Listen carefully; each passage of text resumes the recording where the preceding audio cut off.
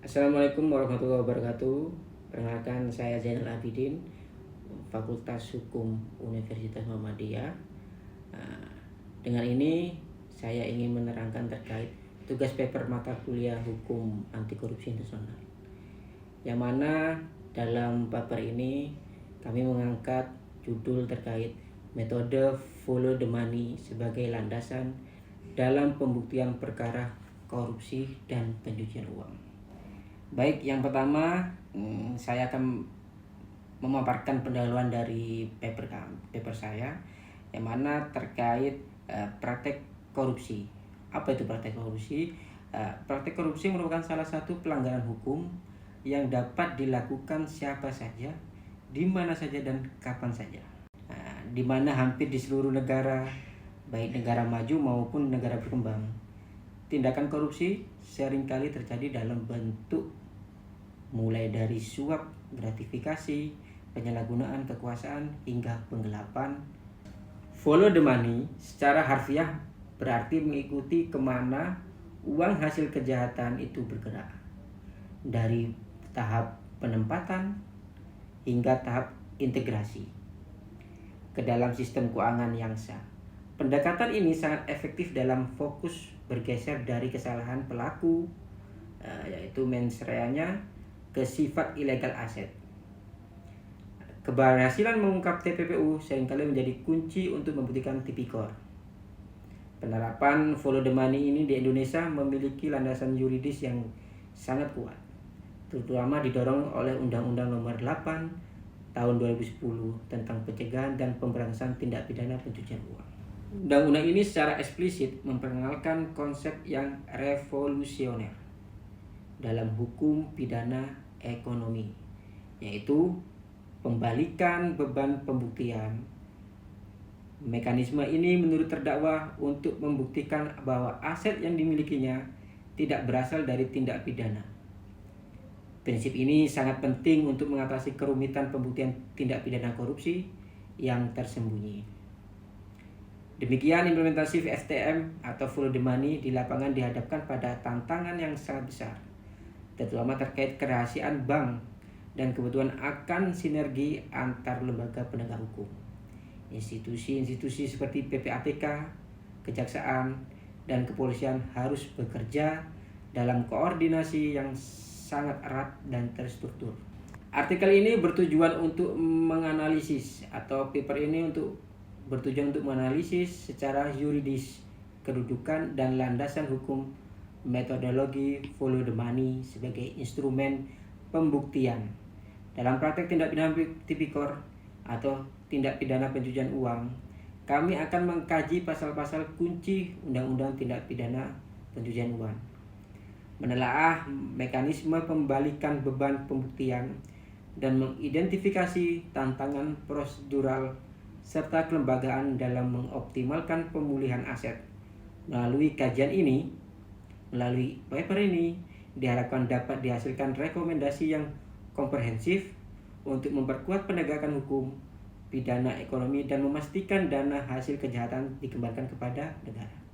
Dari judul paper kami yang mengangkat terkait metode follow the money sebagai landasan dalam pembuktian perkara korupsi dan pencucian uang, di sini kami mengangkat satu rumusan masalah yang mana bisa dibahas dalam metodologi dan pembahasan dalam paper kali ini, yaitu rumusan masalah yang kami angkat bagaimana kedudukan dan landasan hukum metodologi follow the money diintegrasikan sebagai instrumen pembuktian dalam perkara tindak pidana korupsi dan tindak pidana pencucian uang.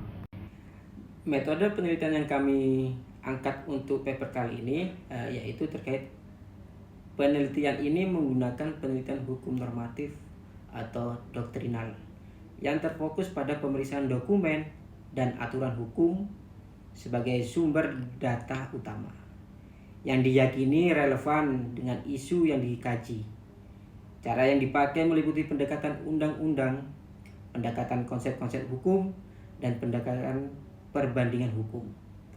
Untuk menganalisis problematika hukum secara holistik, penerapan undang-undang dilakukan dengan mengkaji secara mendalam Undang-Undang Nomor 8 Tahun 2010 tentang pencegahan dan pemberantasan tindak pidana pencucian uang, Undang-Undang Tindak Pidana Korupsi, dan Kitab Undang-Undang Hukum Acara Pidana sebagai kerangka acara pidana. Oke, hasil dan pembahasan terkait kedudukan dan landasan hukum metodologi follow the money dalam perkara tipikor atau tindak pidana korupsi dan tindak pidana pencucian uang, yaitu metodologi follow the money memiliki kedudukan yang sangat fundamental sebagai instrumen pembuktian dalam perkara tindak pidana korupsi dan tindak pidana pencucian uang. Melampaui sekedar teknik investigasi biasa, dalam konteks yuridis, follow the money menjadi jembatan yang menghubungkan kejahatan asal, yaitu kejahatan tindak pidana korupsi, dengan upaya menyembunyikannya, yang mana di sini kita sebut tindak pidana pencucian uang. Tindak pidana korupsi sebagai predicate crime seringkali sulit dibuktikan secara langsung karena pelakunya menggunakan otoritas dan menyamarkan perbuatan. Namun jejak uang yang dicuri selalu meninggalkan bukti transaksi, dan bukti transaksi inilah yang diselidiki melalui metode follow the money yang kemudian didukung oleh Undang-Undang Tindak Pidana Pencucian Uang, yaitu pada pasal 3 Undang-Undang Nomor 8 Tahun 2010 tentang pencegahan dan pemberantasan tindak pidana pencucian uang, yang mana setiap orang yang menempatkan, mentransfer, membayarkan, menghibahkan, menyumbangkan, menitipkan, membawa ke luar negeri, mengubah bentuk, menukarkan dengan mata uang atau surat berharga atau perbuatan lain atas harta kekayaan yang diketahuinya atau patut diduganya merupakan hasil tindak pidana dengan tujuan menyembunyikan atau menyamarkan asal usul harta kekayaan, itu akan dipidana karena tindak pidana pencucian uang dengan pidana penjara selama 20 tahun atau denda paling banyak 10 miliar. Nah, pada pasal ini kita analisis menunjukkan bahwa fokus hukum telah bergeser dari pembuktian sebagaimana korupsi itu terjadi, yang mana dalam tindak pidana korupsi, ke pembuktian sebagaimana aset itu disembunyikan. Yang ini kita jelas masuk ke ranah tindak pidana pencucian uang. Follow the money secara langsung memanfaatkan unsur menempatkan, mentransfer, atau perbuatan lain untuk melacak pergerakan dana. Ancaman pidana penjara yang sangat berat 20 tahun dan denda 10 miliar menegaskan bahwa kejahatan penyembunyian aset dianggap serius oleh negara. Keterkaitan antara pasal 3 dengan penelusuran aliran dana adalah sangat erat, menjadikannya landasan bagi setiap langkah investigasi keuangan. Kekuatan follow the money juga berdasar pada mekanisme pembalikan beban pembuktian. Pada pasal 77 Undang-Undang Tindak Pidana Pencucian Uang, prinsip ini adalah senjata utama untuk mengatasi kesulitan pembuktian aset yang tersembunyi. Pembalikan beban itu berlaku setelah jaksa penuntut umum atau JPU berhasil membuktikan adanya tindak pidana korupsi dan tindak pidana pencucian uang pada aset tertentu. Pasal 77 Undang-Undang Nomor 8 Tahun 2010 tentang pencegahan dan pemberantasan tindak pidana pencucian uang berbunyi, untuk kepentingan pemeriksaan di sidang pengadilan, terdakwa wajib membuktikan bahwa harta kekayaan bukan merupakan hasil tindak pidana. Pada pasal 77 Undang-Undang Tindak Pidana Pencucian Uang, secara yuridis fundamental mengubah alur pembuktian pidana konvensional. Biasanya negara, atau dalam hal ini kita artikan jaksa penuntut umum, yang harus membuktikan kesalahan terdakwa. Namun melalui pasal 77 Undang-Undang Tindak Pidana Pencucian Uang, terdakwalah yang diwajibkan untuk membuktikan bahwa kekayaannya yang diduga ilegal adalah sah. Kegagalan terdakwa dalam membuktikan asal-usul aset secara sah akan berakibat pada penyitaan aset tersebut. Jadi apabila dalam persidangan terdakwa tersebut harus membuktikan aset ini tidak masuk dalam tindak pidana korupsi atau tidak ada pidana pencucian uang, maka pembuktian itu ada pada terdakwa. Apabila terdakwa tidak bisa membuktikan itu, maka negara, yaitu diwakili oleh JPU, bisa menyita aset-aset milik terdakwa. Seperti itu. Follow the money kita terapkan menjadi lebih kuat karena dukungan oleh ancaman penyitaan aset yang sah secara hukum. Kedudukan follow the money juga berkekuatan yang didukung oleh Undang-Undang Tipikor yang memungkinkan penyidik untuk mengacu pada hasil analisis transaksi keuangan. Undang-Undang Nomor 31 Tahun 99, junto Undang-Undang Nomor 20 Tahun 2001 tentang tindak pidana korupsi secara implisit memerlukan pembuktian kerugian negara. Dengan metode follow the money membantu mengidentifikasi besarnya kerugian negara tersebut dengan melacak dana yang keluar dari kas negara hingga ke rekening pribadi pelaku.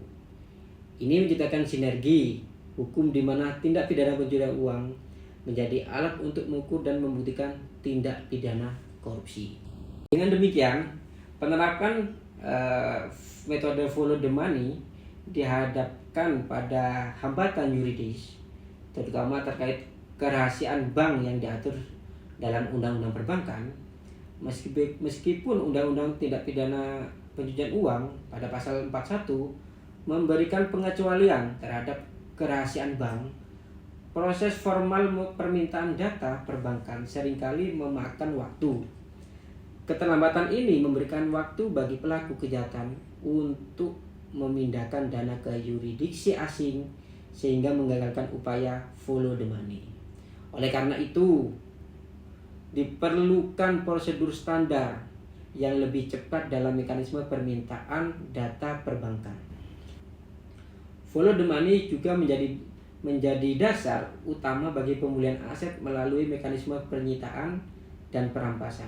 Perampasan aset dari hasil tindak pidana pencucian uang diatur dalam Undang-Undang Pencucian Uang yang memungkinkan negara untuk menyita aset yang terbukti berasal dari tindak pidana, bahkan jika aset-aset tersebut sudah berpindah tangan. Follow the money membuktikan secara material tentang aset yang sah untuk disita. Perampasan aset ini adalah puncak dari follow the money yang bertujuan mengembalikan kerugian negara. Kesimpulan dari pembahasan dari tadi dan hasilnya itu kita simpulkan berdasarkan analisis yuridis dapat disimpulkan bahwa metodologi follow the money memiliki kedudukan fundamental sebagai instrumen pembuktian dalam perkara tindak pidana korupsi dan tindak pidana pencucian uang. Dengan landasan hukum kuat pada pasal 3 dan pasal 77 Undang-Undang Tindak Pidana Pencucian Uang, follow the money memanfaatkan mekanisme pembalikan beban pembuktian untuk memaksa terdakwa mempertanggungjawabkan asetnya. Saran dari paper ini kita mencantumkan saran yaitu untuk mengoptimalkan penerapan metode follow the money disarankan agar pemerintah secara membentuk joint investigasi team lintas sektor yang berintegrasi secara fisik antara PPATK, Kejaksaan, dan Kepolisian. Untuk mempercepat penelusuran aset, pemerintah wajib memprioritaskan pengesahan rancangan undang-undang perampasan aset. Dalam hal ini pemulihan aset. Selain itu, Mahkamah Agung harus meningkatkan pelatihan khusus bagi hakim mengenai hukum tindak pidana pencucian uang dan kewajiban penerapan pasal 77 Undang-Undang Tindak Pidana Pencucian Uang secara konsisten sehingga putusan pengadilan benar-benar berorientasi pada pemulihan kerugian negara. Terima kasih.